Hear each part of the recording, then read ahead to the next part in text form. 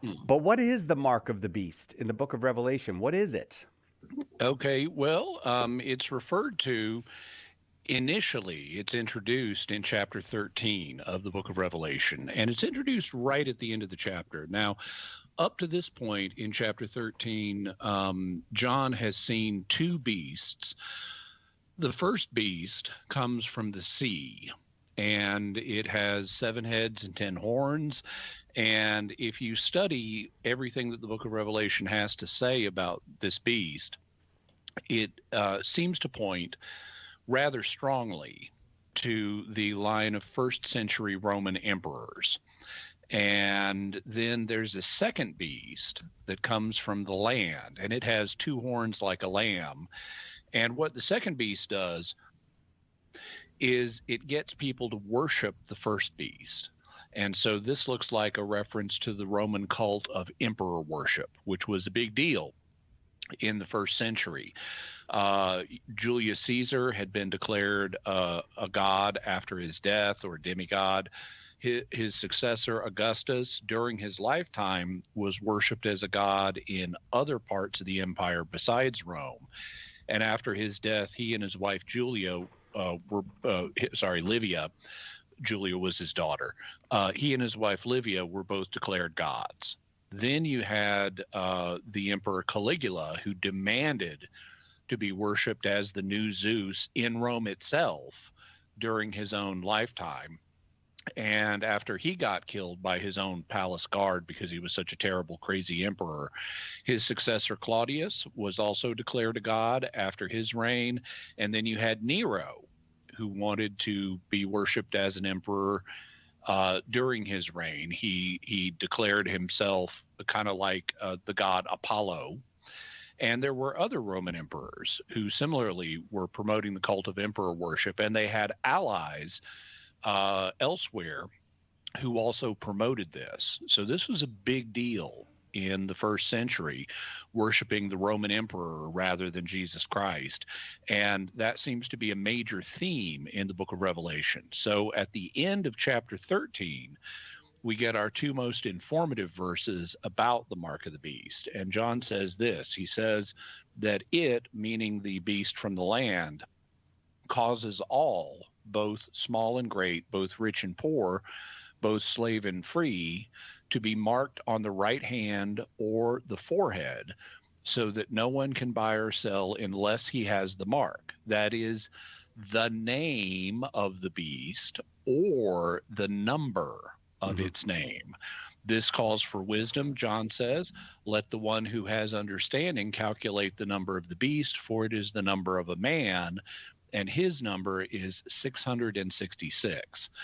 And scholars have pointed out that this is a reference to the practice of gematria. Gematria is based on the fact that in the ancient world, they didn't have separate numbers from letters. Their ABCs and their one, two, threes were the same thing. The letters doubled as numbers. And in Greek and Hebrew, all of the letters of the alphabet had numerical values. Um, it's not all of them in Latin, though. In Latin, only some of the letters had numerical values like I and V and X. And if you know your Roman numerals, I is 1, V is 5, and X is 10. And there are a few others too. But in Greek, Hebrew, and Aramaic, every letter of the alphabet had a number. And so you could take somebody's name and just add up all the letters in it, and it would give you a number. And John says that if you do that, the number of the beast, the number of a man that the beast represents, the beast from the sea, is 666, although there are a couple of early manuscripts that say 616. So there's a little ambiguity there, but that's what we're told the number of the beast is, that it's either it or the name of the beast is put either on the right hand of a person or on the forehead of a person. And there are other verses in Revelation that indicate if you do this, God's not going to be happy and things are not going to go well for you. But in terms of what the mark itself is, that's what we're told. Okay, so I realize this all seems to be in the past. So, but we're concerned about the mark of the beast today, and is it possible that it has two meanings? Or because if you're talking Oh, about sure. emperor worship, you're talking about something that ended a long time ago. Yeah, well, true, but prophecy often works on more than one level. Like, for example, in the book of Isaiah, King Ahaz at one point is given a prophecy that that he's not going to be defeated by his enemies, and that there's a prophecy about a young woman is going to bear a child, and before the child grows up and knows right from wrong, the two enemies are going to not be a threat anymore. Now, Ahaz lived in Isaiah's time, like 800 BC. And so, for this to be a sign for him, it had to have a fulfillment in Ahaz's day, hundreds of years before Christ. But that didn't stop it from having a later fulfillment in Jesus Christ, a later greater fulfillment in Jesus Christ, who was indeed born of a virgin. So prophecy can have more than one fulfillment. There may be an initial primary fulfillment, and here the mark of the beast would seem to be something fulfilled in the first century, but that doesn't stop it from having a later fulfillment. And a bunch of people have interpreted it in a bunch of different ways that apply it to our future. Okay, so we certainly saw recently that the vaccine might be the mark of the beast. That you took these vaccines. You look skeptical. I mean, am I reading too much Mhm. into your into your I face? thought I looked pleasant. Oh, okay. Well, I read it as skeptical. I apologize Uh-huh. for that. Uh, Sort of a pleasant skepticism. okay, so you did look pleasantly skeptical. Mhm. What do you make of something like that? Well, that's actually not a new claim. When vaccines were first introduced, like back in the 1800s, over in Russia, there were people who thought that getting vaccinated, not for COVID but for other things, was the mark of the beast, because sometimes the vaccination, the mark of the needle Oh would be yeah. left on your skin, and they said, "Oh, it's the mark of the beast." Well, it had nothing to do with the number 666, and neither did the COVID vaccine. So neither of those is a plausible interpretation. Okay, how about a number one then? Social Mhm. security number.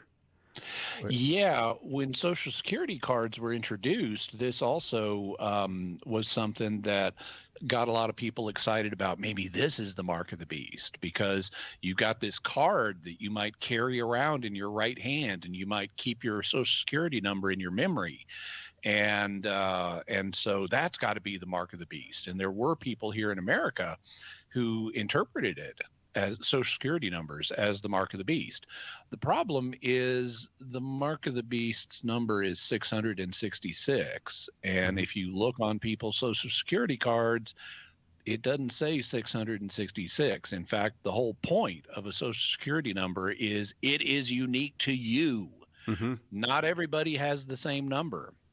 And so, but that is what is depicted in Revelation, is everybody gets either the name of the beast or the same number.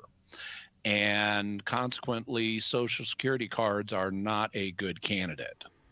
So if my social security number is 666, is that a bad sign about me if I have a 3-digit social security number? Just asking for N- a friend, Jimmy. Not unless you're an emperor who shares your Social Security number with everyone in the world. All right. Well, how about this one? Because we've actually had these proposals where it's like, well, you know how you carry your credit card around?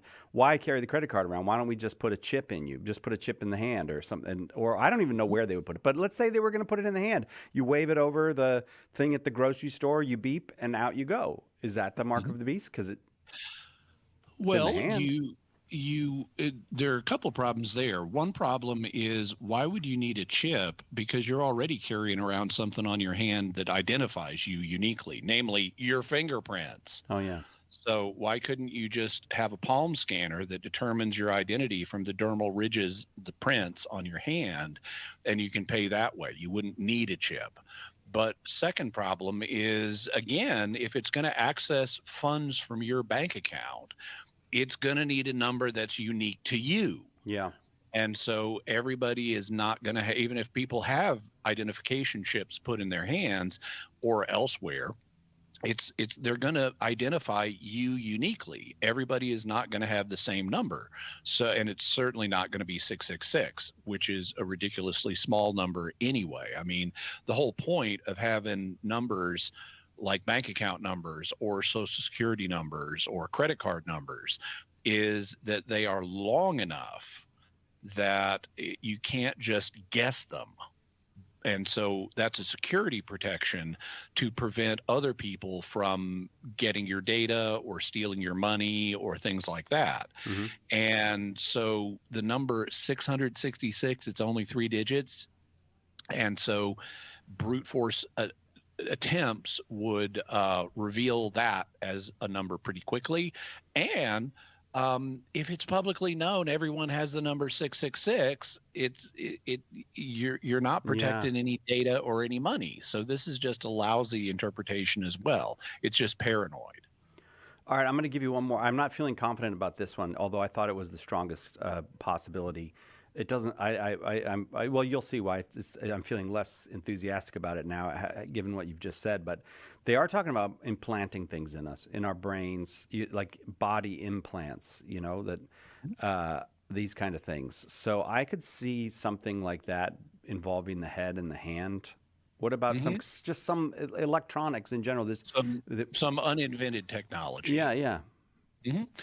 Well, the whole point of using numbers for these things, even if we invent some new Neuralink thing or something like that, the whole point of using numbers in these is to serve as a form of privacy protection, to distinguish individuals and keep their information and their money and such separate.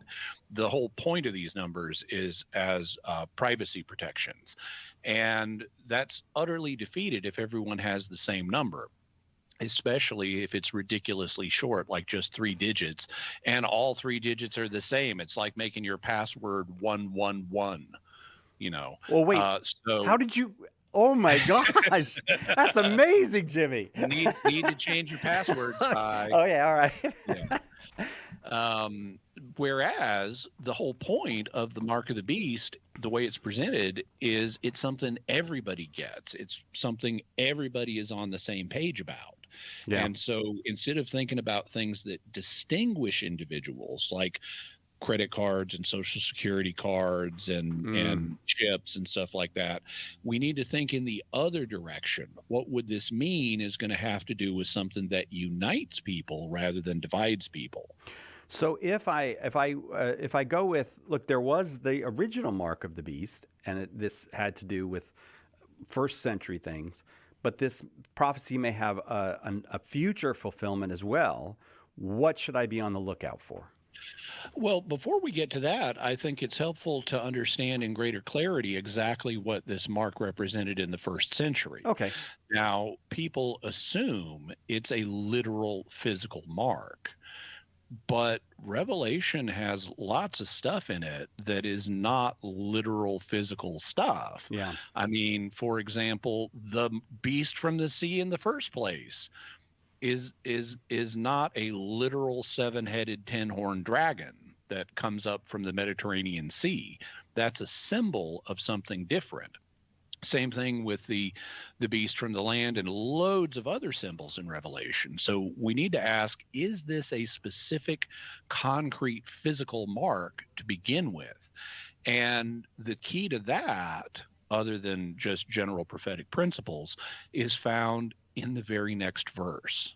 And people tend to miss this because I read the last 2 verses of chapter 13 in Revelation, but there are no chapter divisions in the original Greek of Revelation. Those were added centuries later.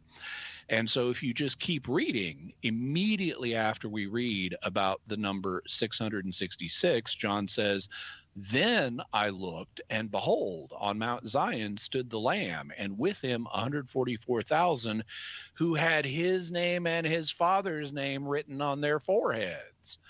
And so, have we just heard about something being written on people's foreheads or right hands? Yeah, just 2 verses earlier. Yeah. But because people tend to stop reading at the end of chapter 13, they miss the interpretive key. The beginning of Revelation 14 starts talking about the name of God and his Christ being written on people's foreheads, in contrast to the mark of the beast. So, can we figure out anything about the mark of Christ that's described just 2 verses later? Well, this passage in Revelation seems to be based on a passage in the book of Ezekiel. In Ezekiel, there's a point at which God is going to pass through Jerusalem and administer judgment. But first, before he does that, he has angels go through Jerusalem and mark everybody who's righteous on their foreheads. And they're marked with the word for mark is in Hebrew is tau, that's used in this passage, and tau is the last letter of the Hebrew alphabet. It corresponds to our letter T, but it didn't look like a T in ancient Hebrew script. It looked like a cross. And so early Christians were quick to notice that before God administers judgment, he marks the righteous in Ezekiel with a cross on their foreheads to protect them from the coming wrath. And that's what's going on with the 144,000. Now, you and I talked in a previous episode about what they are. And even though there's a number 144,000, when you read in context, they seem strongly to represent the entire community of the faithful. And they're being marked with the name of God and the name of Christ to protect them from the coming wrath. Just like in Ezekiel, in Revelation, the angels who are going to administer judgment are told, don't do anything yet until we mark the servants of our God. And that's when they get marked with the name of God and the name of Christ on their foreheads. So, question for you, Cy Kellett. All right. In Ezekiel's time, did angels literally burn a cross, on a physical mark of a cross onto the foreheads of the righteous? Were all the righteous people walking around with a visible cross on their foreheads? No, that did not happen. And in the book of Revelation's imagery, do we expect all of the righteous followers of Christ to literally have God's name or Christ's name literally written on their foreheads? No, I think no. This seems symbolic. Yeah. Yeah, so Right. this is a symbol. And if the mark in Ezekiel and if the mark of the righteous in Revelation 14 is a spiritual mark, if it's a symbol, then the same thing is going to be true of the mark of the beast. It is not a physical mark on the person at all. Instead, it is a sign of who you're allied with, who you owe your allegiance to. Do you owe your allegiance and your worship to God and his Christ, or do you use your head and your hands in the service of the cult of emperor worship? That's what the mark of the beast symbolizes in the book of Revelation. And there's confirmation because I mentioned, the number. I mentioned gematria and how you can add up the letters of a person's name and it comes out to a numerical value. Well, you do that, as scholars have pointed out, for Nero Caesar. And in Hebrew and Aramaic, Nero Caesar, spelled one way, adds up to 666. Although there's an alternate spelling of Nero Caesar where you leave out an extra N, you could spell it Neron Caesar, or you could spell it just Nero Caesar without a second N. And if you spell it that way, it adds up to 616, the other number that's in some manuscript. So this is early evidence that early Christians recognized that Nero is connected with the beast. So what the mark represents in its initial literal fulfillment is putting your head and your hands in service of the cult of emperor worship. What would a future version of the mark of the beast be, if there is one? Well, we can't say with precision, but we would expect it to be the same kind of thing. Not a literal mark any more than the future Christians are going to have angels literally burn markings on their forehead for God's name and Christ's name, but instead a sign that the mark of the beast in the future, if there is a future version of this, would be a sign of allegiance to an emperor-like figure who demands worship from people all over the world, just like the Roman emperors did. And so, Psychelet, as long as you're not worshiping an emperor, you haven't taken the mark of the beast, so you can take some comfort in that. I will do that, and I will change my passwords during the break. Right back with more Jimmy Akin Bible Questions on Catholic Answers Live. Catch Catholic Answers Live anytime at Catholic.com.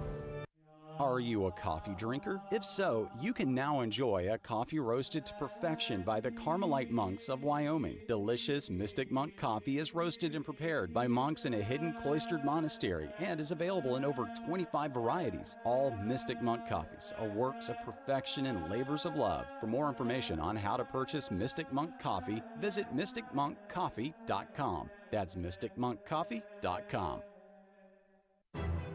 Proclaiming the faith, changing lives. The year was 2000. EWTN's coverage of the Jubilee year includes Pope John Paul II opening the Jubilee door, his trip to the Holy Land, the canonization of St. Faustina in Rome, and the beatification of Jacinta and Francisco Marto in Fatima, Portugal. To learn more about Mother Angelica's life and the history of EWTN, visit EWTN.com/Mother Angelica.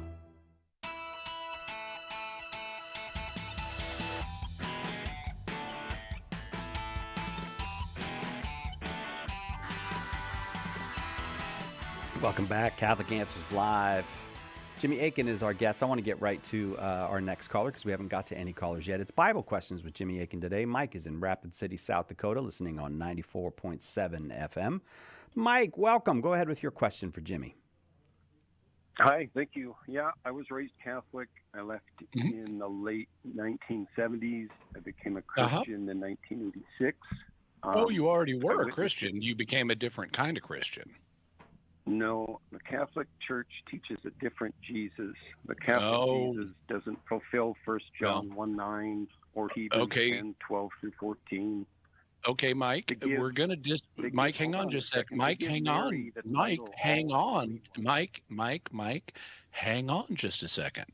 You and I are not going to agree in this short phone call about the breadth of the term Christian. But from a Catholic perspective, we're the OG Christians. We started it all. And I understand you may not agree to that, but the term Christian was being applied to Catholics for 1,500 years before Martin Luther and other Protestants showed up. So even if you don't think we're saved, you should have the historical awareness to recognize that the term Christian has been understood throughout history to apply to Catholics. Now, you may have a different definition that you use, but I'm using the commonly accepted one that has been accepted for centuries and centuries, including long before Protestantism arose. Having said that, you called in with a disagreement with the Catholic Church, and you mentioned a couple Bible verses. So why don't you go ahead and explain that, and then I can react to it. Okay. All right. So 1 John 1:9 says that when we confess our sins to Jesus, he cleanses us. It didn't say to Jesus, but go ahead. All unrighteousness. Cleanses us from all unrighteousness. Hebrews 10:12 through 14 says, by this man, Jesus, after he had offered one sacrifice for sins forever, sat down at the right hand of God, from that time waiting until his enemies are made a footstool. For by one offering he has perfected forever those who are being sanctified. Born-again Christians are seen as perfect in God's eyes. Mike, the Catholic Church transitioning to a work. You got to hang on a sec. We're going to get you an answer, but I cannot turn this break off. This is one we got to take. Hang on, we'll get an answer. We hope that one of the things that we communicate here at Catholic Answers Live is that our Catholic faith allows us to be fully serious about all the problems we encounter in the church and in the world, but it also lets us have light hearts and maybe even mix in a bit of fun, and that is exactly what our good friend Joe Heschmeyer does in his popular podcast, Shameless Popery. You should check it out at shamelessjoe.com. Joe's got a deep grasp of the faith, morals, the teachings of the church, all that, but he's also got a witty conversational style. He entertains and he informs, but you will leave equipped to better answer the most common challenges, misconceptions, and questions about the Catholic faith. He's got insightful guests, he does on-air debates, and he takes a close look into all the things that you want to know about as a Catholic living today. You'll walk away knowledgeable and filled with joy. Look for Joe on his YouTube channel. Check him out at shamelessjoe.com or wherever you get your podcasts. And if you like what you hear, become a patron. Throughout history, some Catholics have been among the worst kind of villains, right? Or were they? In Cancelled, historian Steve Weidenkopf digs into the lives and controversies of some of these Catholics whose reputations have been blackened, often unfairly. He takes on the anti-Catholic versions of history and defends not only these figures, but the faith they represent. Order your copy of Cancelled today at shop.catholic.com or ask for it at a good Catholic bookstore near you. When the resurrected Jesus appeared to disciples on the road to Emmaus, they didn't recognize him until the breaking of the bread. The same is true today. In the Holy Eucharist, we really meet Jesus. In The Eucharist is Really Jesus, author Joe Heschmeyer explains how knowing Jesus in the Eucharist is the key to understanding all of Christian faith. Order your copy of The Eucharist is Really Jesus today at shop.catholic.com or get it at a good Catholic bookstore.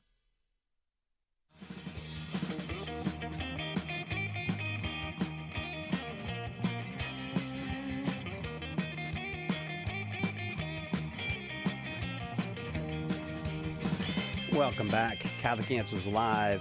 It just happens. You get a great question, and then the break comes, and you got to take that break. That's not one I had a choice in. Mike, I'm very sorry that we had to interrupt you with that break, but did you want to finish what you were saying to Jimmy? No problem. Thank you. No, thank you. I just say it's a different Jesus. The Jesus of the Catholic Church has you work, and the penitent thief is the best refutation of the Catholic doctrine that there is. It's either all God or it's me. And I know as a Catholic I failed constantly, and as a born-again Christian I still do. It has to be all God. Okay. Something other than... Oh, sorry. Go ahead, Jimmy. Well, I'm not sure if Mike is approaching the end of his question or how we want to proceed. Mike, was there more that you wanted to say? I apologize. It sounded like you dropped off to me. We can stop. You've let me speak, so I'll be quiet and let you answer. Thank you. Okay. So first, let's deal with the verses that you mentioned, and then we'll deal with the broader issue that you've raised. You mentioned 1 John 1:9. And in 1 John 1:9, you didn't actually quote what it says. So I'll read it. This is actually from a Protestant translation, but it says, if we confess our sins, he, meaning Jesus, is faithful and just and will forgive our sins and cleanse us from all unrighteousness. Now, you added the words to Jesus. You said, if we confess our sins to Jesus. And it doesn't actually say that. The verse doesn't specify who you're confessing your sins to. What it says is, if we confess, then he's faithful and just and will forgive us and cleanse us from all unrighteousness. And that's absolutely true. It would be a mistake to either interpret, and you'll notice how balanced I'm being here. It would be a mistake to use this verse either as a proof or a disproof of the sacrament of confession.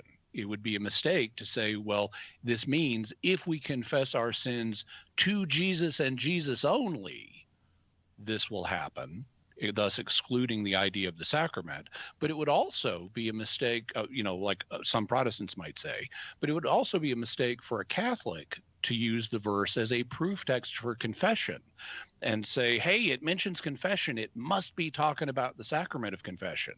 So it's saying, if we confess our sins in confession, then he's faithful and just to do these things. And since the verse doesn't specify the circumstances of the confession and who's being confessed to, it would be wrong exegetically either for a Protestant to use it as a disproof of the sacrament of confession, and it would be wrong for a Catholic to use it as a proof for the sacrament of confession. All we know is if we confess somehow, then this will happen. And the verse itself doesn't tell us any more about how that happens.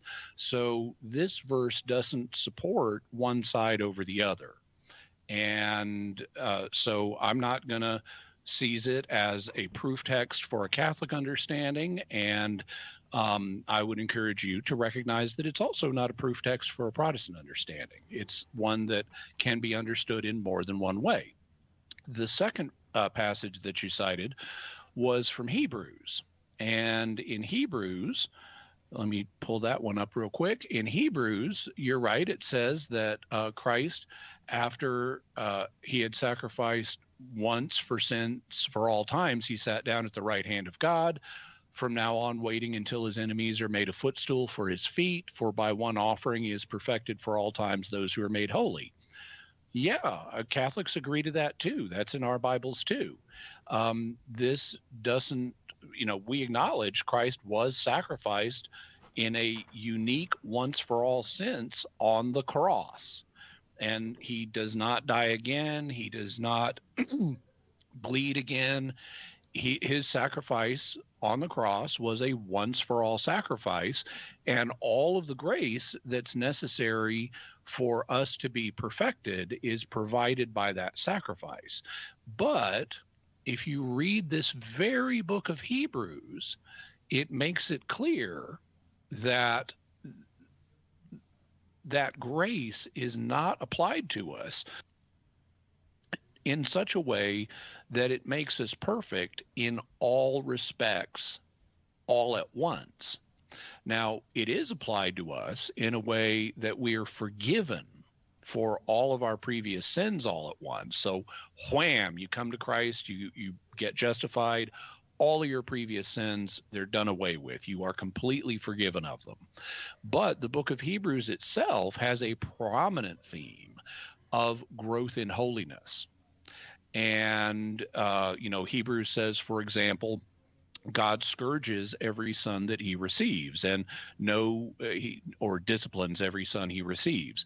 And no discipline seems pleasant at the time, but painful, yet it causes us to grow in holiness that ultimately results in us having peace.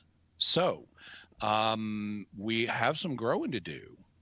And that the grace to pursue that growth, the grace to have that growth, also comes from Jesus' sacrifice on the cross.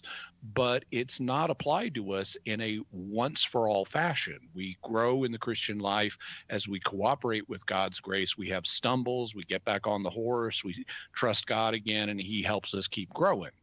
So it's a mistake to look at he has perfected for all time those who are being made holy, as if it implied that nothing needs to happen in the Christian life to help us grow. The question is what empowers the growth that we have, and Catholics agree with Protestants that is the cross of Christ. It's just that he chooses to apply the grace to us in such a way that we're not instantly made perfect in every respect. Justification, to use Protestant language, justification is different from sanctification. Justification can be understood as something that you get in a complete package, so all of your previous sins are forgiven.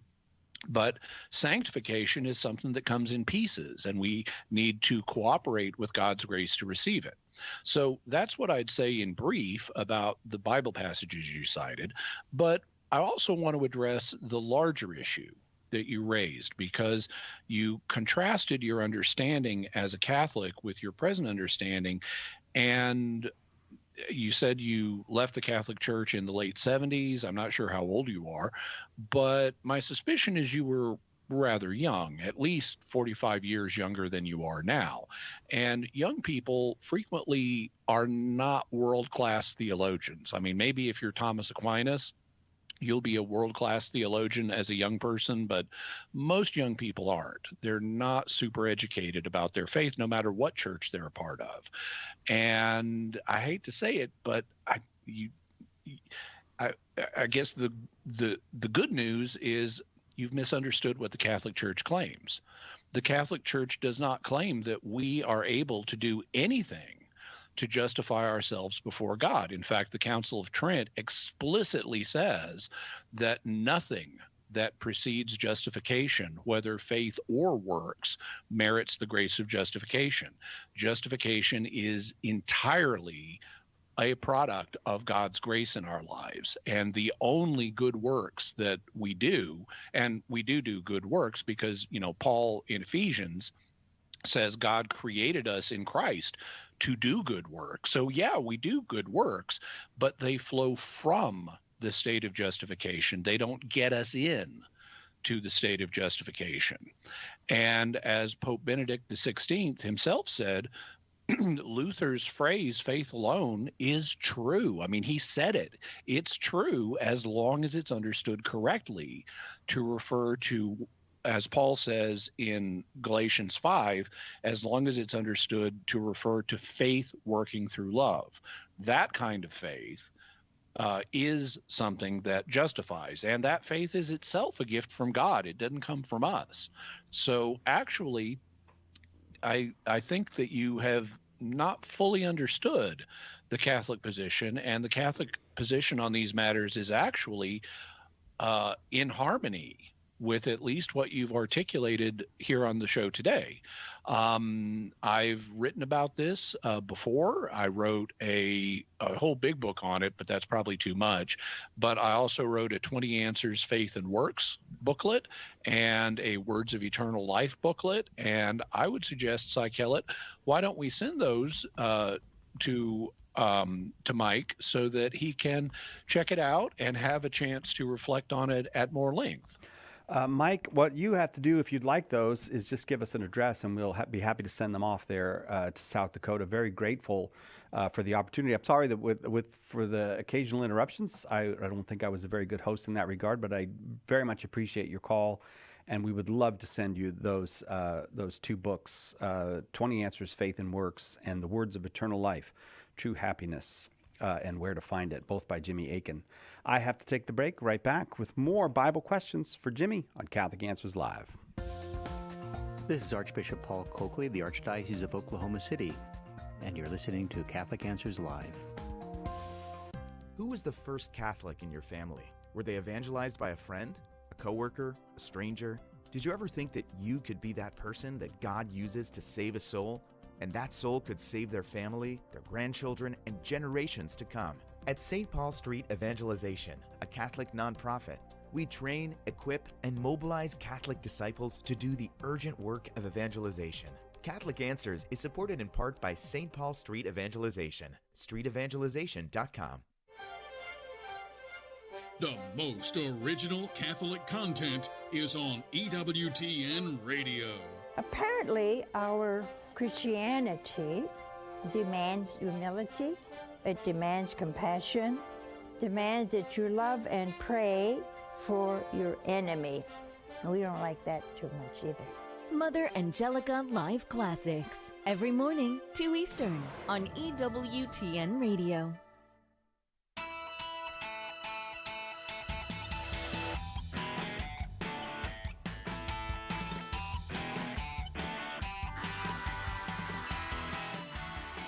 Welcome back, Catholic Answers Live. If you got a question about the Bible, we'd love to take that question. Whether you know a lot about the Bible or you know nothing about the Bible, if you know nothing and you just got a curious question about the Bible, maybe you've heard something about it, we would be happy to take your call. If you've got a more in-depth question, you're welcome as well. 888-318-7884. Jimmy Akin is our guest. He's senior apologist here at Catholic Answers, and I had so much fun talking with him in the first segment. I forgot to ask him about what dropped today on Jimmy Akin's Mysterious World. Well, it's November, and next week is the anniversary of the John F. Kennedy assassination. Oh, So yeah. we're taking a two-part look at one theory of who may have been responsible for the Kennedy assassination. In particular, this week we're looking at a theory that members of the CIA were involved, and in particular, a man named E. Howard Hunt. And unlike a lot of theories that have never been tested in court, this one has. There was a trial back in the 1980s in which E. Howard Hunt sued his accusers of having been involved, and so this one's actually been tested in court. We go through the court transcripts. We have actors reading the relevant passages of the court transcripts for you. And in part one, which focused on the prosecution's case in this court trial that was advocating for E. Howard Hunt, we show you what his argument was, and then we watch the opposing counsel rip his credibility to shreds. He absolutely falls apart on the stand. But that doesn't show that he was involved. It just shows he's lying about something, but it doesn't show he was involved in the Kennedy assassination. So next week, we're going to bring on another witness and let her testify about what she knew about E. Howard Hunt and the CIA's involvement, according to her, in the Kennedy assassination. Are you solving this thing? I guess I got to tune in to find out, huh? Well, I'll say this. I believe that the evidence in the Kennedy assassination is muddled enough. There are different possible theories. And it's a mistake to conclude the first theory you hear is correct. So I want, over the course of multiple episodes over the history of the show, to look at multiple different theories. So my goal in this pair of episodes is not concluding, is this the correct answer? We need to look at other theories before we draw that conclusion. My goal in this pair of episodes is to say, does this explanation pass a smell test? Is it credible? Not is it the answer, but is it a credible answer? And the answer to that question is, yeah, this is credible. Oh, check it out. Jimmy Akin's Mysterious World, mysterious.fm. You can find it wherever you get your podcasts, or get it on his channel over at YouTube, the Jimmy Akin channel on YouTube. All right, our friend Ryan on the line, calling from Glen Rose, Texas, listening on the Catholic Answers app. Welcome back, Ryan. Thanks for taking my call, guys. Now, Jimmy, I'm actually looking forward to that two-part Mysterious World episode. I live about an hour and a half from Dealey Plaza. If you were involved, Ryan, I don't want to hear about it, man. Don't say anything on the air. You can incriminate yourself. Not without advice of counsel. Yeah, get a lawyer if this is a confession. Wasn't me. I was watching Murder, She Wrote last night. Oh, what didn't happen last night, Ryan? That's a non-alibi alibi. Because now I'm starting to have my suspicions, Ryan. Last night was not when the Kennedy assassination occurred. All right, we will stop incriminating you. Go ahead with your question for Jimmy. I was kidding anyway, but I was wondering, Jimmy, in the Old Testament, when the Bible talks about, when the Bible talks about the Lord appearing to certain people in the Old Testament, how is that to be understood?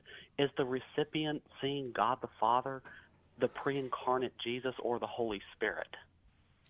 Well, we're not told, because the Trinity is not clearly revealed in the Old Testament. There are some passages that hint at aspects of the Trinity, like in the book of Daniel. We have Daniel receive a vision of God, who is referred to in this passage as the Ancient of Days, and he describes what the Ancient of Days looks like. And then writing on a cloud, and writing a cloud is a sign of divinity. But up to the Ancient of Days, writing on a cloud, comes a figure that is like a Son of Man. And in this passage, it's clear that in Christian terms, we would understand the Ancient of Days as the Father, and the one like a Son of Man as God the Son. But most passages don't make this distinction. There are some that do, like the one in Daniel, but most of them don't.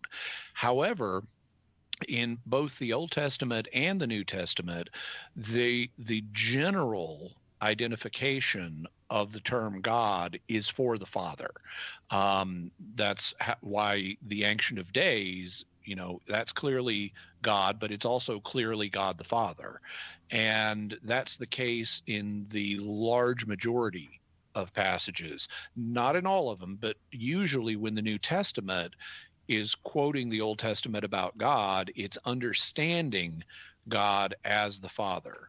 And this is also indicated in the Gospel of John, where Jesus tells the disciples, you believe in God, believe also in me. And what he means is you believe in the Father, believe also in me, the Son.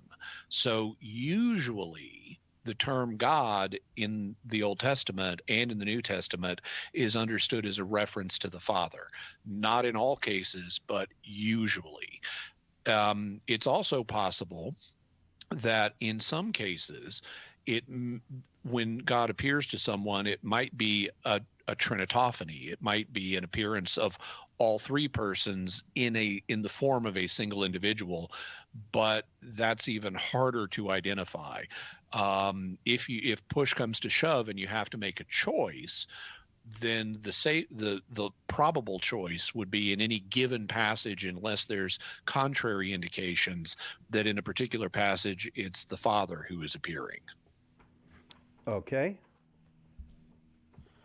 I appreciate that. Also say prayer for me, because I'm helping a friend of mine go through OCIA and that's gone through some tough times herself with mental health and what have you. Oh, well, Ryan, maybe we could send her a book. Is there one of our books that, well, I'll tell you what, I'll let you talk about that with, God bless you, first of all, for helping someone through RCIA. You talk to Edgar. I'll put you on hold.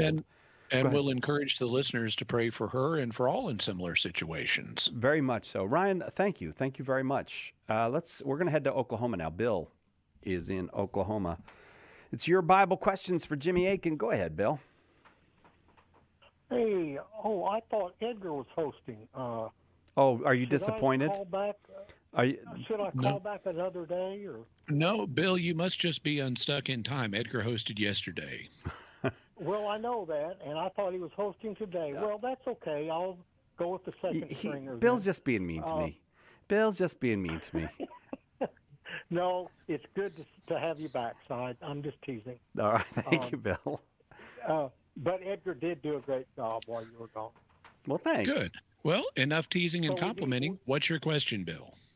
Well, my question is, what would you recommend, Jimmy, as a good Catholic study Bible with commentary?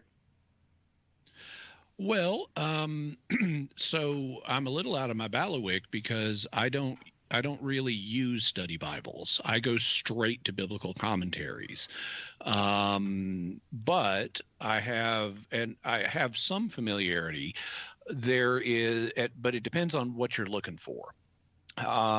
One study Bible is the Navarre Study Bible, and it has commentary that is very spiritual.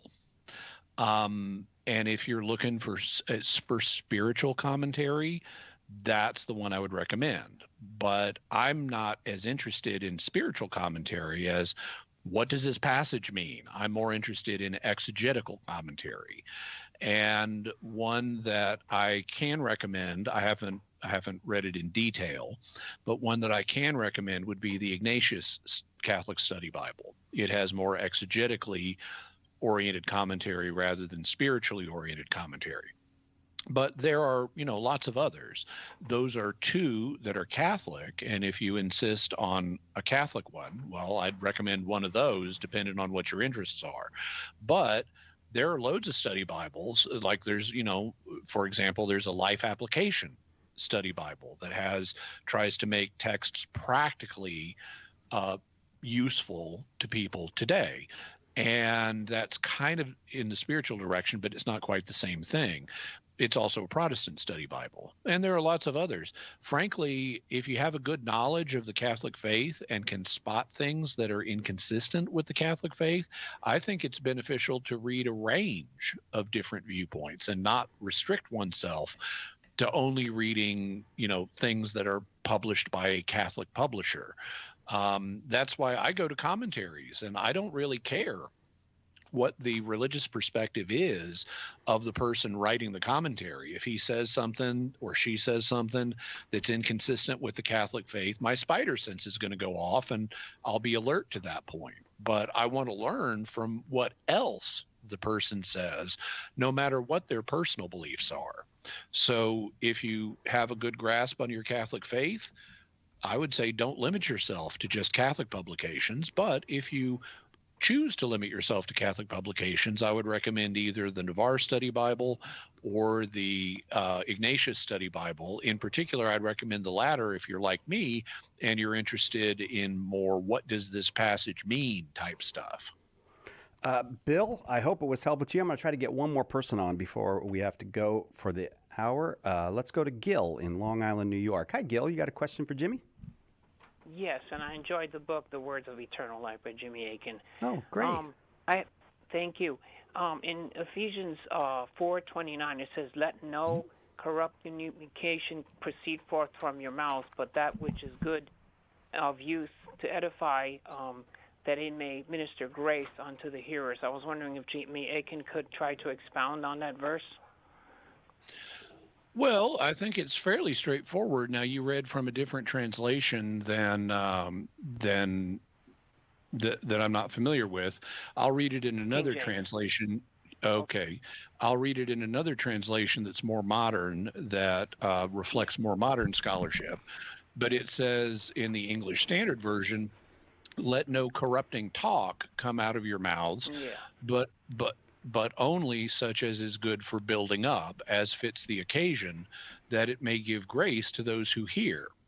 And so I would interpret this to mean, well, don't say anything that's going to corrupt other people, but orient your speech so that based on the particular occasion you find yourself in, it will give them grace. Now, that doesn't mean always saying stuff that they're going to find pleasant. If you look at St. Paul's own letters, he regularly says stuff that some of his listeners are not going to find pleasant, like when he calls the Galatians foolish, for example, or when he basically throws a tantrum at the end of 2 Corinthians.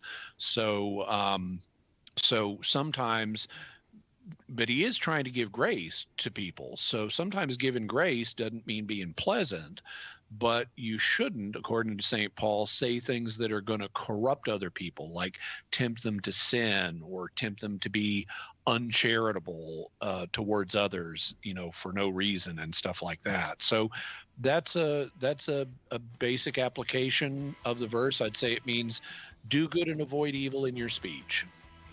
Gil, thank you so much for your question. Appreciate that. Jimmy, looks like the first hour is over, and Cy will be back in just 1 second. So, and I had to make my appearance because Bill complimented me so much, Yeah.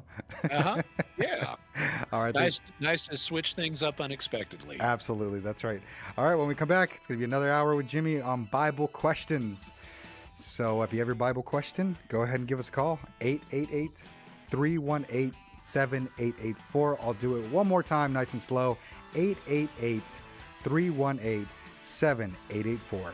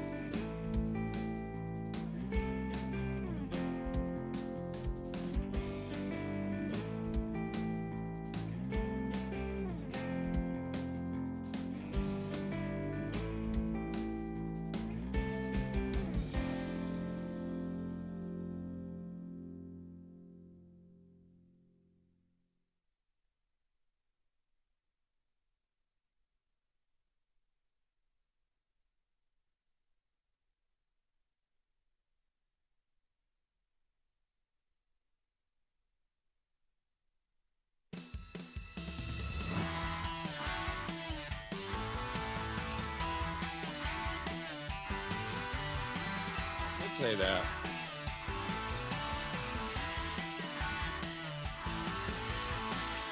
Welcome back. Catholic Answers Live. Jimmy Akin's our guest, and we're having fun because I really love these shows. I love when we do Bible questions with Jimmy Akin. It's always a lot of fun. You don't have to be Catholic to call. You don't have to be a believer of any kind. You don't have to know much about the Bible. Lots of people have questions about the Bible, and yours is welcome here. The Bible is a Catholic book. That's one of Jimmy's book among his other books. Look, I got a whole stack of them here. I can just tell you a whole bunch of Jimmy Akin books. The Fathers Know Best, Teaching with Authority, the very popular A Daily Defense, 365 Days plus one to Becoming a Better Apologist. That's just part of the Jimmy Akin library, so to speak. Tons of stuff available online. You can check out his webpage. You can check out his YouTube channel. Jimmy Akin, our guest, and every single line full. That's another thing that happens when we have Jimmy here. Every single line is, or all of the lines are often full. 888-318-7884 is the number as we go, and lines open up. You're welcome to call. And I want to get to Roman because Roman's been waiting a while. Roman in San Antonio, Texas, listening on the Guadalupe Radio Network. Roman, thank you for waiting through the last hour. Go ahead with your question. I feel like there is a kind of circular reasoning kind of paradox in Christianity. I'm going to try my best to not be confusing. But basically, I was always taught that Lucifer is an angel of light, and as an angel, he has infused knowledge, and with that comes this knowledge that Christ will become man. Christ will become incarnate, and that's something he just could not, vibe with. He was like, absolutely not, I will not serve. And so then he falls, causes Adam and Eve to fall in Genesis, which causes Christ to become man later in the New Testament. But it's kind of like, well, Christ only becomes man because man falls, and man only falls because Lucifer tempted them and they fell. But then Lucifer only falls because Christ becomes man, and it kind of just seems to be like a circle. Mm-hmm. Okay, so you'd like my perspective on that? Yeah, I'm hoping I'm not the first person to ever ask this, but that's something I was kind of thinking about and trying to get an answer for. Okay. Well, I guess I'd say a few things. The first one is the circularity that you're referring to is not intrinsic to Christianity. I think that you began your question, you can correct me on this, but I think you began your question by saying there seems to be a circularity in Christianity. Did I hear that right, or am I remembering that right?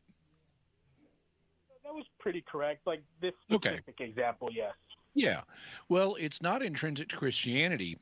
And the reason is that the argument you sketched out, although it does involve some theological views that are common, it only involves theological views or opinions, not things that Christianity requires.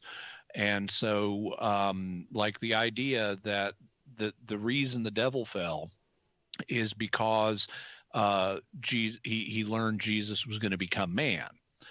That's one possible reason why the devil fell that's been proposed, but it's not the only one. There have been a lot of proposals for why the devil fell. In addition to that one of the early ones, and you may have heard of my podcast, Jimmy Akin's Mysterious World, where I've done a pair of episodes on an ancient Jewish Christian work called The Life of Adam and Eve. And in The Life of Adam and Eve, it has a different theory for why the devil fell. In that version, and Cy Kellett will help me out here because he's helped me out on this one before, so he should remember what we covered before once I remind him. Oh, good Lord. The devil fell because God created man, not Jesus becoming man, but God created Adam, man, in God's image. And what do you do with the image of a God? Cy Kellett, over to you. In the ancient world. You worship it. You worship it. And so God expected all of the angels to honor man as the image of God. And Satan thought, oh, man is this little puny worm. I'm not going to honor him. I'm older than man. Why should I honor him? And that's what led the devil to fall. It wasn't Christ becoming man. It was the creation of man in the image of God. Another option that's been proposed is it didn't have anything to do with man or Christ. The devil just got uppity. He got above his station and wanted to be worshiped himself. So the truth is, we don't know why the devil fell. All of these are just theological proposals for why he might have fallen, but Scripture and tradition do not tell us the definitive answer. So I'm comfortable living with that ambiguity. I don't know why the devil fell. I can tell you what some of the proposed explanations are, but I have no clue which one of them is true. In fact, since I have a finite human intellect, I may not even be capable of understanding the reason that the devil fell. Not in this life anyway. So whatever else you might say, the circularity that you've identified is not intrinsic to Christianity. The circularity only exists if you accept a series of different opinions, principally the one about why the devil fell. And that's just an opinion. It's speculation. However, there's a second issue with the circularity of the argument you mentioned. Now, it may be true that there is a circle in the sense that if you assume the devil fell because he knew Christ was going to become man, and if Christ only became man because of the fall, and if man fell because the devil tempted him, then there is a circle there involving the devil, Christ, and man. But that doesn't mean that it is a logical problem, because there are circles that exist in history. I mean, I could say bring over a pizza and give it to Cy Kellett, and Cy Kellett might give some of that pizza to his wife Missy, and Missy might give some of that pizza to me.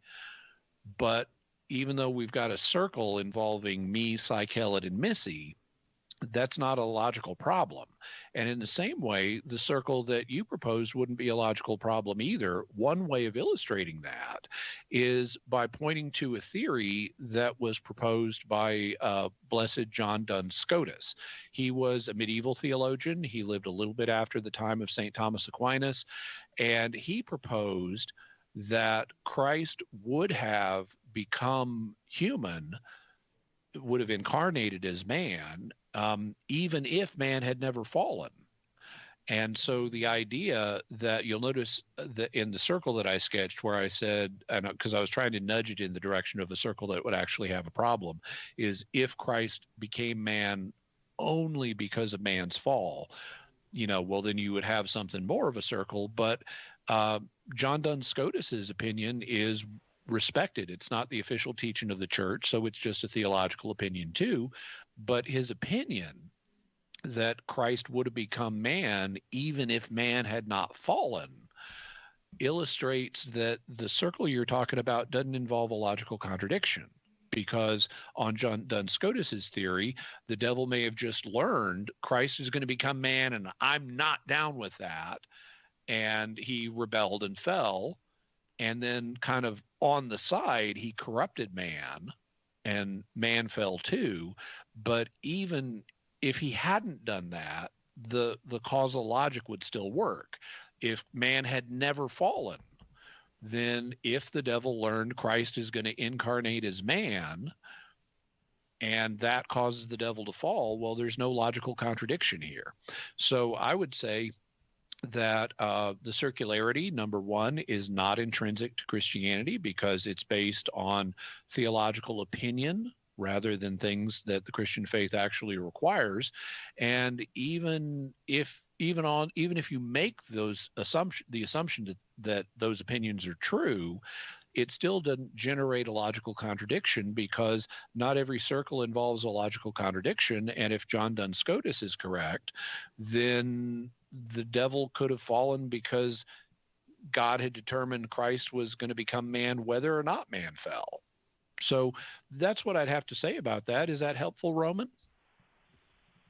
Yes, actually, very, very much so. I really appreciate that. I was kind of always taught this is why the devil fell, and I get it was never, doctrine or dogma, but I never heard another reason. So yes, very much so. Thank you.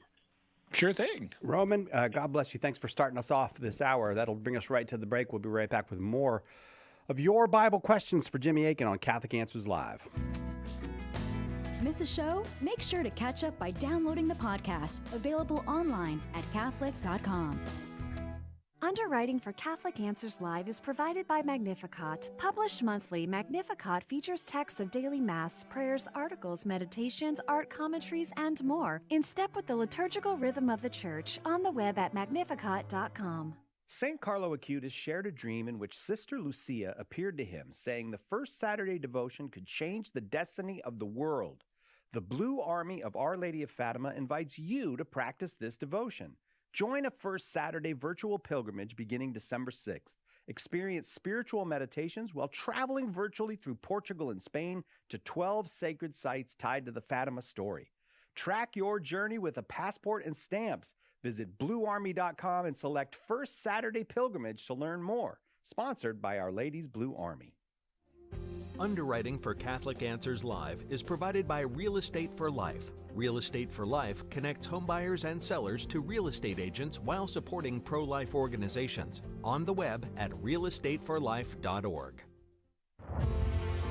Pope Francis tells us, becoming a priest or a man or woman religious is not primarily our own decision. Rather, it's the response to a call of love. Do you feel as if God may be calling you to religious life? If so, contact a religious order faithful to the magisterium or your diocesan vocation. For information on the priesthood or religious life, visit EWTN.com/religious life today.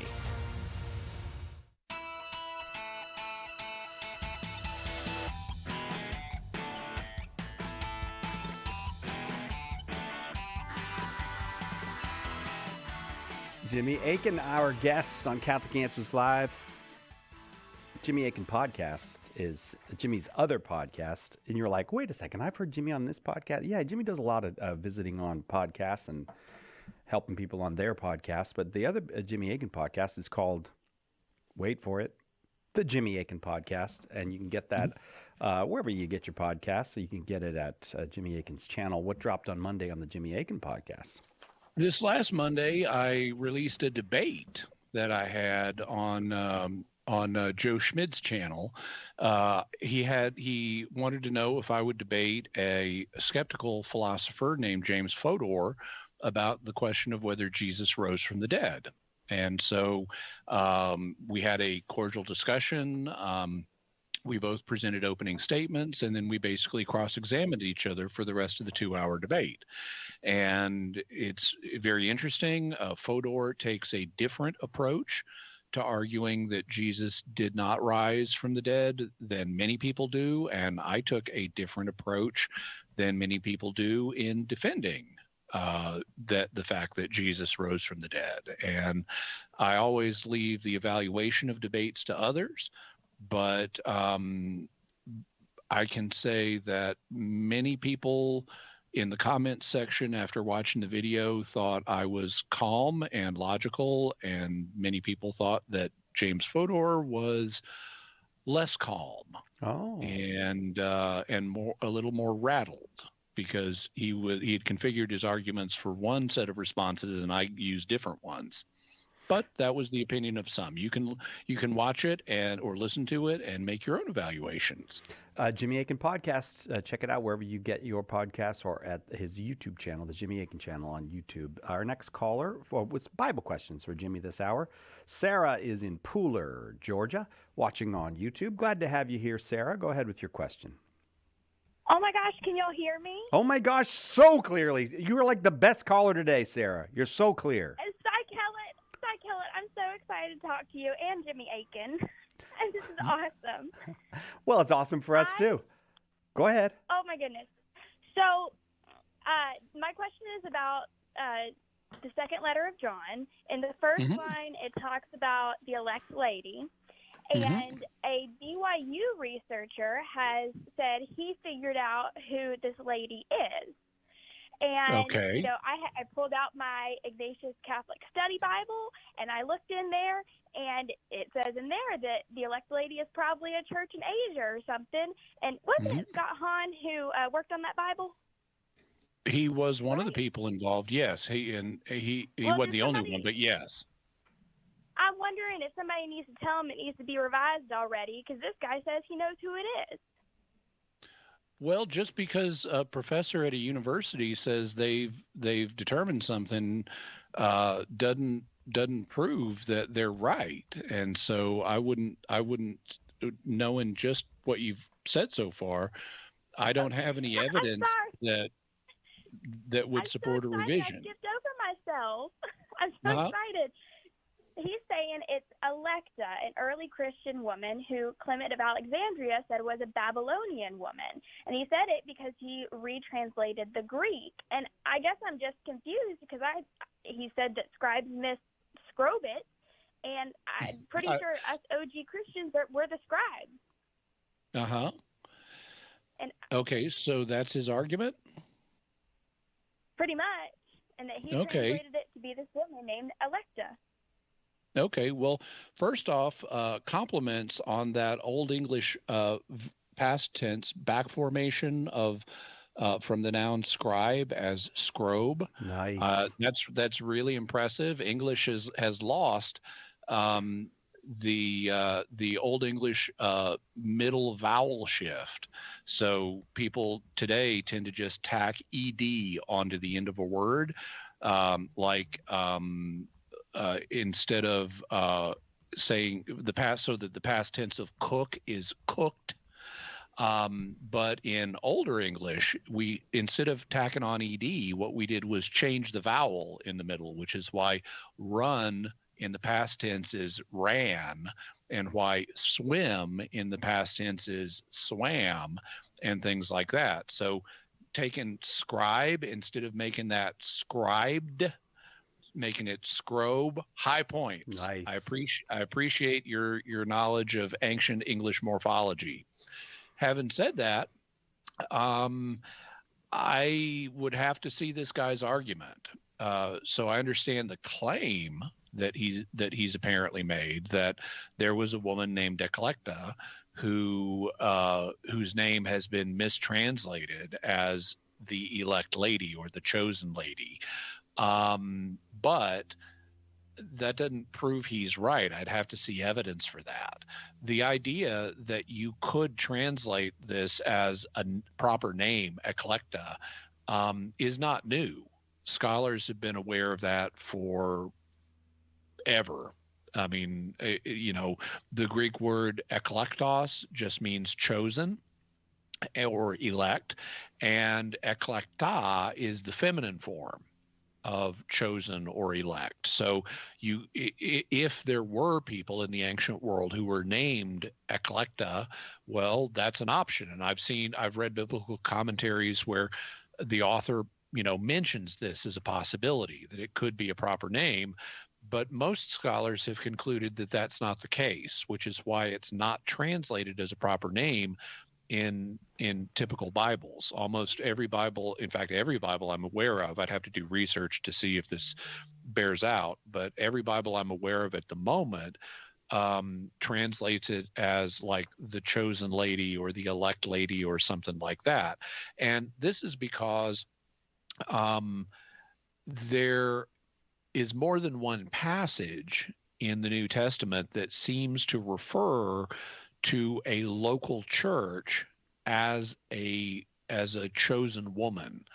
And based on the totality of the evidence, most scholars have been convinced that that's the case here, that this is not a proper name, but a symbol of a local Christian community, a local church. Now, that's not proven beyond argument. So if this scholar you're mentioning has a good argument, I'd love to see it. But what I can say at present is most scholars have concluded that that that is not the case, that the balance of the evidence points in the other direction. And so I wouldn't see a basis for insisting on a revision in the Ignatius Catholic Study Bible. One of the things about study Bibles is, because they tend to be one volume, there is only a limited number of interpretations you can mention in a study Bible, because if you mention them all, it wouldn't fit in a single volume. It would be a multi-volume set. That's like why if you look at commentaries on the Bible, they're frequently, dozens of volumes long. And a study Bible that mentioned every interpretive possibility and the arguments for it would have to be just as long. It would cease to be a Bible and would become a commentary set. So in the process of making a study Bible, you have to leave out lots of options. That's why I don't personally use study Bibles, because I want to see all the options. That's why I go directly to commentary sets. But I would simply say, well, the authors of the Ignatius Catholic Study Bible, I don't know who wrote this particular passage, whether it was Scott Hahn or I think it was Curtis Mitch was the other one, or who it may have been. I would assume that they looked at the evidence regarding this verse and said, the personal name theory is out there, but it's not well supported enough by the data to mention it. So for space-saving reasons, they left it out. That would be my guess, and I wouldn't see, at least based on my present knowledge, I wouldn't see a reason to say, hey, let's change it. But I'd love to know the guy's argument. Okay, Sarah? Yeah, I appreciate it. I mean, no shade to Scott Hahn. I mean, he's great. I was just wondering. I appreciate it so much. Sure. Well, it was very, very nice to talk with you. I was going to try to do a past tense of talk, but that was in the Middle English, but I can't do it, Sarah. You're way better than me. Hang on. We'll send you one of Jimmy's books if you want. Any book that we've got in the Catholic Answers catalog from Jimmy Akin, I'd love to send it to you. Thank you for a very nice call, and I hope you'll be a regular caller, Sarah. Thank you. The number here, 888-318-7884, and it's your Bible questions for Jimmy Akin. Jacob is in Arkansas, listening on the Catholic Answers app. Hi, Jacob. You got a question for Jimmy? Yes. Can you hear me well? Very well. All right. My last semester at the University of Arkansas in Fayetteville, I had the privilege of taking a history of Christianity class with Dr. Michael McCoy. I asked him if he knew who you were, Jimmy, and he said that he wasn't familiar with you. However, it's mutual. I don't know him either. Okay. In that class, we covered the synoptic problem a whole lot. And he taught us both the inspiration from Mark as well as the Q source. But then in your Bible Codex episode, you expressed your skepticism of the Q or Quellen source. I just wanted to know your opinion on that and what your reasoning behind it is. Okay, so first for folks who may not be familiar, I should explain what the Q source is alleged to be. And I'm sure I'll talk about this more in a future episode of the Jimmy Akin podcast. But basically, in the 20th century, it was proposed that there is a lost document that was used both by Matthew and Luke. And this lost document came to be called Q. The reasons for that are a little unclear. Sometimes you'll hear, and this is the most common claim, is that that scholars decided to call the document Q after the German word Quelle, which means source. So they got super creative and decided to call the source document source, or Q for short. There's actually a little debate about, is that the reason it got named Q? But that's a separate issue. The basic material that Q is thought to have contained is a set of approximately 235 verses that are in Matthew and Luke that are not paralleled in Mark. So there are certain stories that Matthew and Luke both have that Mark does not. And so to explain where did Matthew and Luke get these stories, in the early 20th century, it was proposed that they got them from this lost source, which was then dubbed Q. And that is a possibility. I don't rule it out, but as something that's possible, but I'm personally skeptical of it. And there are several reasons I'm skeptical of it. The first one is a central part of the argument for Q assumes that Matthew and Luke did not know each other, that they worked independently of each other. They both independently found Mark and independently decided to write their own gospels, and then they both wrote them, but Matthew did not know Luke and Luke did not know Matthew. However, that ain't the only option, so I'll tell you more after the break. Jacob, I hope that you can hang on. I'd love to let you continue with if you have any follow-up questions for Jimmy. And I also think I'm probably going to send you a copy of Jimmy's book. The Bible is a Catholic book, but you got to hang on for that. It's Bible Questions for Jimmy Akin on Catholic Answers Live. Have you ever wondered about the mysterious, even obscure aspects of the Catholic faith? Dive into the Jimmy Akin podcast, where Jimmy brings together information from many fields as he pushes the boundaries of apologetics. Tune in today to the Jimmy Akin podcast, Mysteries of the Faith, a highly entertaining, informative, and at times humorous show that will help you grow in your faith. Visit JimmyAkinPodcast.com today to subscribe. Lots of people have big questions about Catholicism. It needs a big book of answers. And now it's got one. The Big Book of Catholic Answers is filled with helpful replies to more than 250 questions about the faith. Questions about God, salvation history, the Creed, the Bible, the list goes on and on. Order your copy of the Big Book of Catholic Answers today at shop.catholic.com or ask for it at a good Catholic bookstore near you.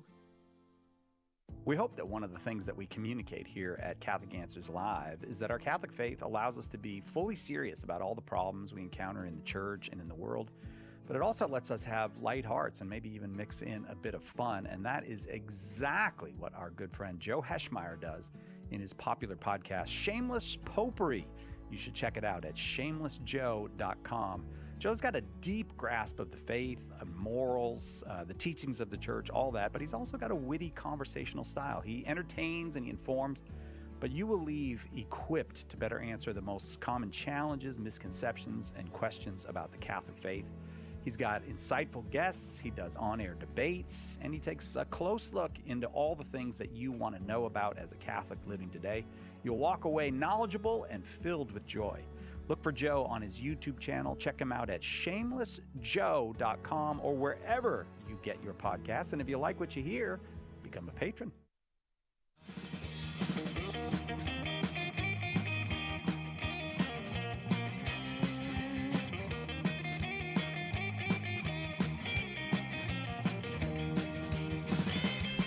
Welcome back. Catholic Answers Live. Well, look at that. Some lines have opened up. Perfect time if you've got a Bible question. Whether you're a Bible expert or a complete Bible neophyte, look that one up. There's a word for you. If you're a complete Bible neophyte, anyone can call 888-318-7884. We just love talking about the Bible. I just love it when Jimmy Akin talks with people about the Bible. I've said it many times. This is one of my favorite shows that we do here on Catholic Answers Live. Yeah. So good. I do it, Psychelit, so you don't have to. Well, it would not be as good if I did it. It would be fun, but I don't think it would be as good. Jacob in Arkansas wants to know about the Q source and the evidence for it. Jimmy, you were in the midst of an answer. Yeah, though, actually, since we just had a break, Jacob, what part of Arkansas are you in? I'm just curious because I'm in Arkansas too. I'm living in Stuttgart right now. I did 3 years in Fayetteville. And my parents live in Clarksville. Okay. Just curious. Always nice to run into a fellow Arkansan. So, in terms of Q, there are these approximately 235 verses in Matthew and Luke that are not paralleled in Mark. And they could have had a common source. And if that source was written, we could call it Q. And that would all be fine with me. But the assumption or the belief in Q is based on the assumption that Matthew and Luke worked independently of each other and did not know each other. And that's an assumption. That hasn't been demonstrated. If Matthew knew Luke, or if Luke knew Matthew, then we have an explanation for where these verses could have come from. If Matthew supplemented Mark and then Luke read Matthew, he could have pulled these 235 verses from Matthew. And that's a position known as the Farrar hypothesis. On the other hand, if Luke expanded Mark and then Matthew wrote last, he could have pulled the 235 verses from Luke. That's a position known as the Vilke hypothesis. And personally, the Vilke hypothesis is the one I think is most probable given the evidence. But there are various reasons to doubt the existence of Q. The first one is we don't have it. And if we don't have it, why would we not have, an early primitive source of Jesus' sayings? Now, there are possible answers to this question. One of the answers that is commonly accepted by those who believe in Q is that, well, basically all of Q ended up in Matthew and Luke.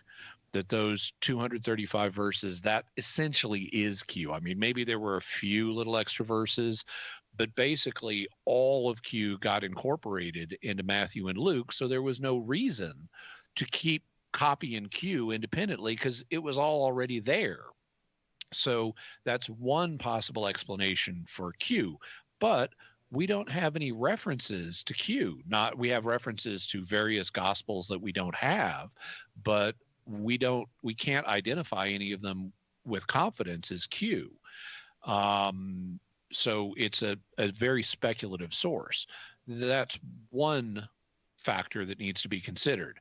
Another factor is it doesn't look like any other kind of literature that is known to have existed in the early Christian community. You sometimes hear Q described as a sayings source because a lot of the 235 verses involve sayings of Jesus.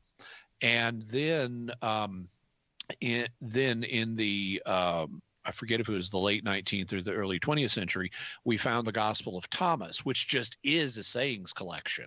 And so that kind of boosted the fortunes of Q in that at least we had a sayings collection. It's clearly not Q, but you could show, well, some early Christians had sayings collections. And so that made it more possible that there was an early sayings collection that could have been Q.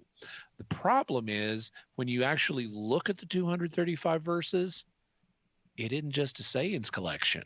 It also includes narrative material. There's material in it, for example, about John the Baptist. And so this wasn't a sayings collection, but it also wasn't a biography. And if you look at the whole thing, it doesn't seem to make sense in terms of what it includes or doesn't include.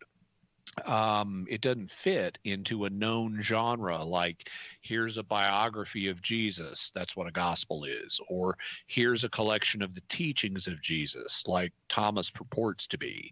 It's kind of a hybrid in the middle. And so as a result, there are significant reasons to doubt Q. Now, I've written about some of this at my website, jimmyakin.com. Due to a search engine issue, you may have some difficulty finding some of that, but there's a book I would recommend. It's by Mark Goodacre. His name is spelled Goodacre. I think it's either RE or ER, but it's Goodacre. And the book is called Questioning Q. And he goes through a substantial number of considerations that I think cast very substantial doubt on the existence of Q. I think it probably did not exist. If it did, it's fine with me, but I think it's probably not the case. And I would recommend Mark Goodacre's book, Questioning Q. Now, I'll mention he and I have some I substantially agree with Mark. I have a lot of similar views to his, but I will mention one that I disagree with him on. He's a supporter of the Farrar hypothesis that said Luke wrote last, whereas I tend to be a supporter of the Wilke hypothesis that Matthew wrote last. But other than that, I also tend to think the Gospels were written earlier than Mark does. But in terms of the arguments he marshals against Q, I think they're bang on. So I'd recommend that to you for more information. And Jacob, I asked for calls, and now all the lines are full. So I'm going to leave that there for you. I hope that was helpful, and I will send you a copy, if you'd like it, of Jimmy Akin's book, The Bible is a Catholic Book. Just give us an address there in Arkansas, and we will send it off to you. I'm going to go to Houston, Texas now, where Dan is listening on 1430 AM. Awful good to have you here, Dan. Go ahead with your question for Jimmy.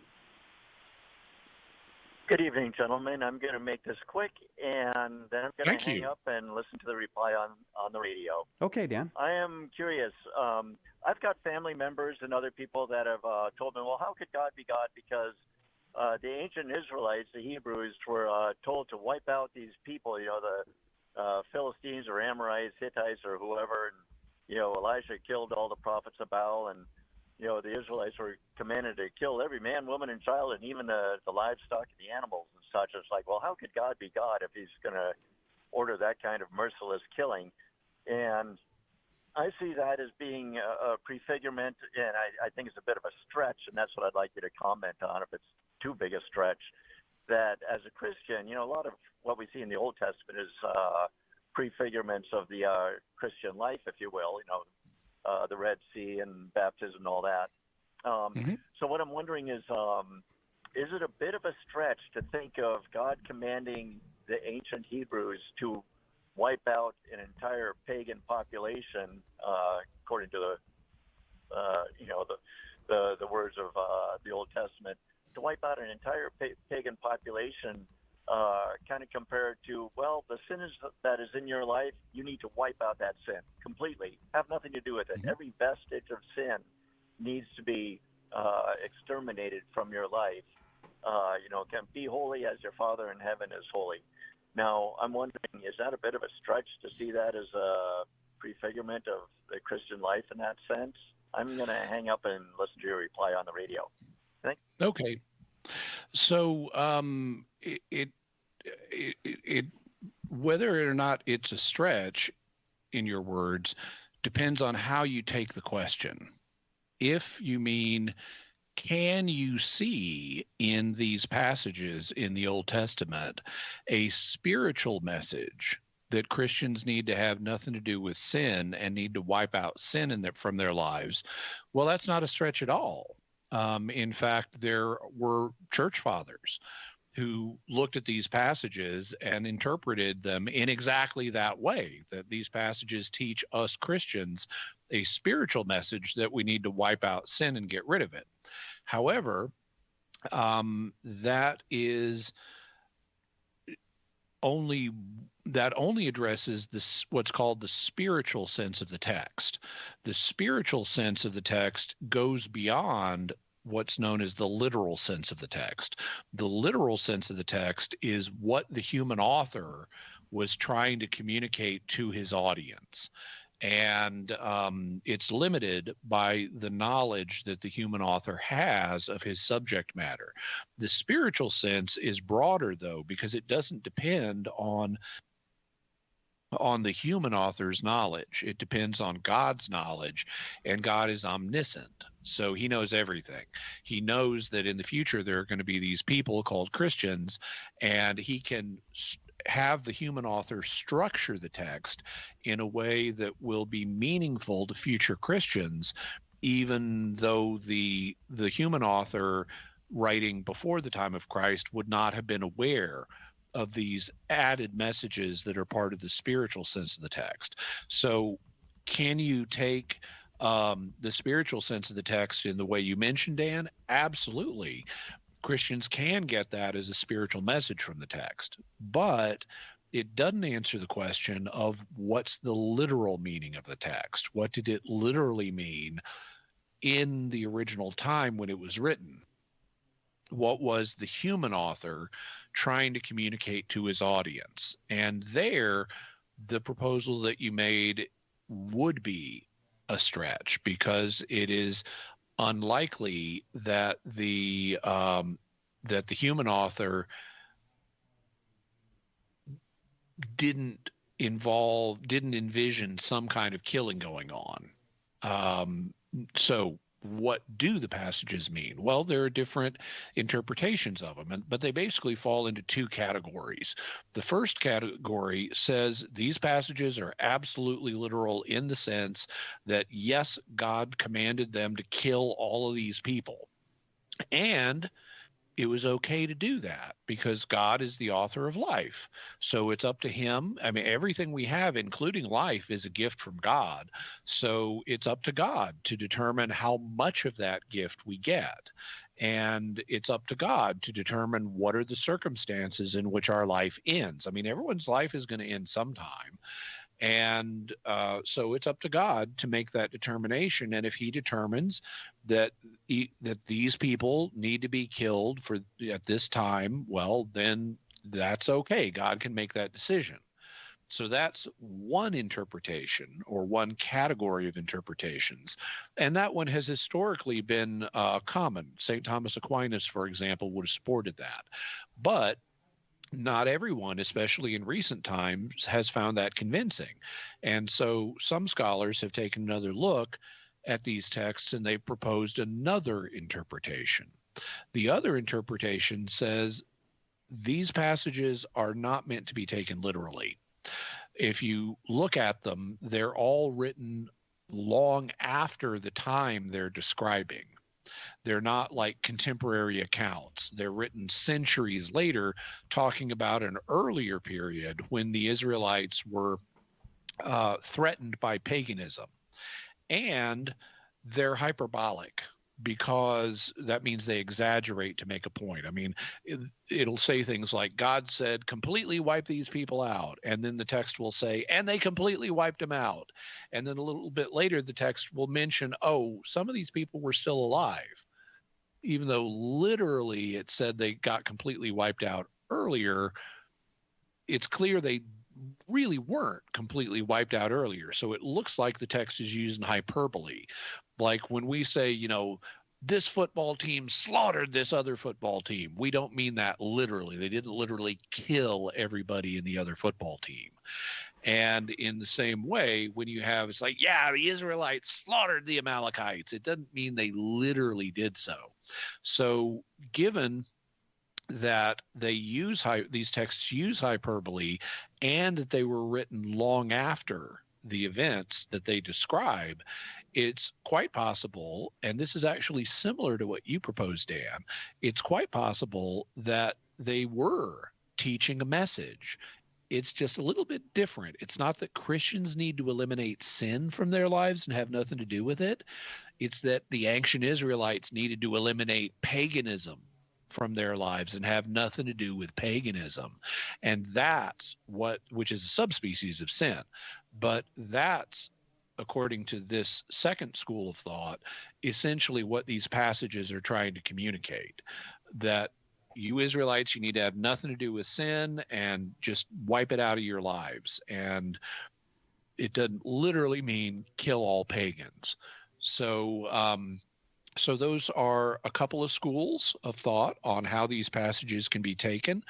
But when it comes to the literal sense of the text of what the human author was trying to communicate, I think it's probably one of those latter two. And personally, I lean towards the just get rid of paganism interpretation, and that these were never meant as totally literal commands to just wipe these people completely out.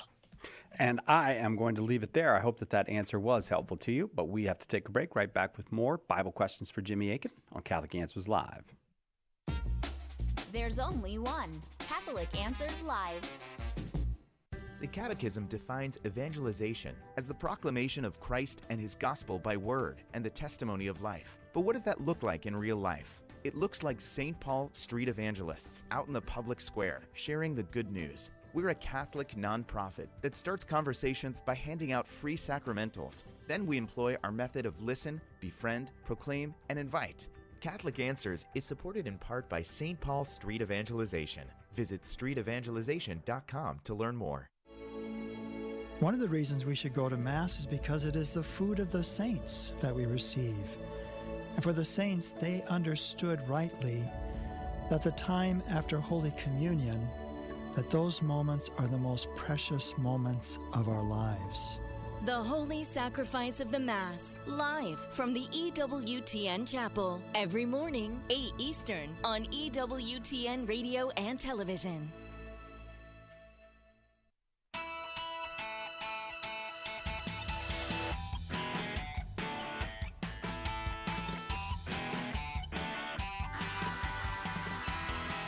Welcome back, Catholic Answers Live. Let's see if we can get to everybody who's on the line. We've got Bible questions for Jimmy Akin, and off we go to Efren in Palm Harbor, Florida, watching on YouTube. Efren, welcome. Go ahead with your question. Good evening, guys. Good evening. Thank you, Jimmy, for all your knowledge and that you share with all the church. I wanted to ask about the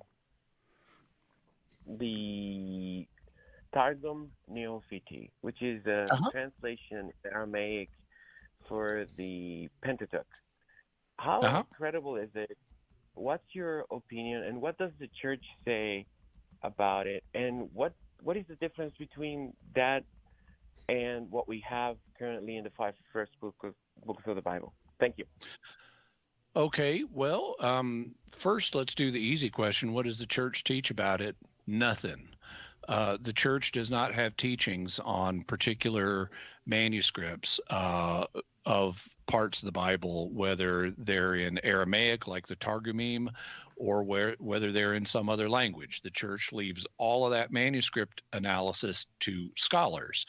And so the church doesn't have any teachings on it. It's going to just defer to scholars and what they've determined. So that was one of the questions you asked. In terms of scholarly opinion on it, well, it's a source that contains an Aramaic translation of the first 5 books of the Bible, and that can be valuable to help determine the history and original readings of various passages in the first 5 books of the Bible, not by itself, but in conjunction with other manuscript traditions, giving pride of place to those that are actually in Hebrew, which is the language that the first 5 books of the Bible were originally written in. So any translation, whether into Greek like the Septuagint or into Aramaic like the Targum, is not going to be as likely. It's going to contain more risk of change and distortion compared to the original Hebrew. That's a little bit of an oversimplification, but basically, if you had to choose and knew nothing else, you would want to go with what a Hebrew manuscript says over what a Greek or Aramaic manuscript says for these books. But in some cases, you can build arguments that, the Hebrew that we've got in, say, the Masoretic text from the Middle Ages, it doesn't look original. It looks like this other reading that we've got in Greek or Aramaic is more likely the original. And sorting through the questions about what's the original reading for every passage in the Bible is what Bible scholars do. Or I should say there are Bible scholars who do that, and they produce what are known as critical editions of various texts. Whenever you see something labeled a critical edition, that means it incorporates material from multiple different copies, sometimes in different languages, and tries to figure out what the original text said.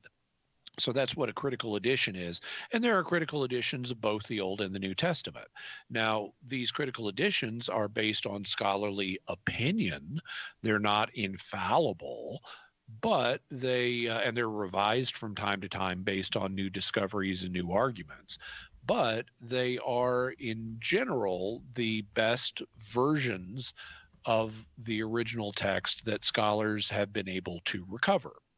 And Targum Neofiti is one of the texts that scholars can consider in formulating a critical edition. In terms of your last question, how is it different than other versions of the Torah?